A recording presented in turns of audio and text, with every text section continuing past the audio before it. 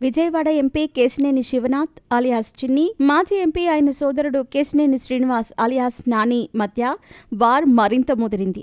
గత ఎన్నికల్లో సోదరుడు చిన్ని చేతిలో ఓటమి పాలయ్యాక సైలెంట్ అయిపోయి అనంతరం రాజకీయాలకు గుడ్ బై చెప్పేసిన నాని తాజాగా మళ్లీ స్వరం విప్పుతున్నారు.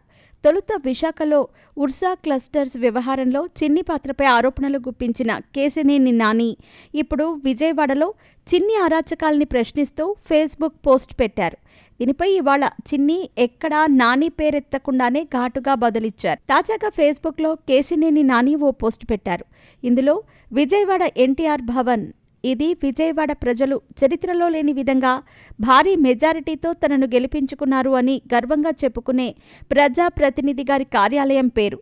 కానీ ఇక్కడ కూర్చొని ఆయన చేసేది ఇసుక వ్యాపారం, ఫ్లై యాష్ తోలకం, గ్రావెల్ అమ్మకం, భూదందాలు, బ్రోకరేజ్లు, పేకాట గృహాలు, రేషన్ బియ్యం మాఫియా దగ్గర వసూళ్లు వగైరా వగైరా అన్నారు. ఎన్టీఆర్ అంటే తెలుగు ప్రజల ఆరాధ్య దైవం, నీతికి నిజాయితీకి మారుపేరు, ప్రజాసేవ అంటే చాలా పవిత్ర కార్యక్రమం అని ప్రపంచానికి చాటి చెప్పిన మహానుభావుడు అంటూ కేశినేని నాని తెలిపారు. కాబట్టి నీ కార్యాలయానికి ఎన్టీఆర్ పేరు మార్చి చార్లెస్ శోభరాజ్ భవన్ అని పేరు పెడితే బాగుంటుందని నిన్ను భారీ మెజారిటీతో గెలిపించిన విజయవాడ ప్రజల కోరిక అంటూ కేశినేని నాని ఫేస్బుక్ పోస్టులో తెలిపారు. కేశినేని నాని పెట్టిన ఈ ఫేస్బుక్ పోస్ట్ సోదరుడు ఎంపీ కేశినేని చిన్నికి మంట పుట్టించింది. దీంతో ఇవాళ ఆయన ఎక్స్లో ఓ ట్వీట్ పెట్టారు.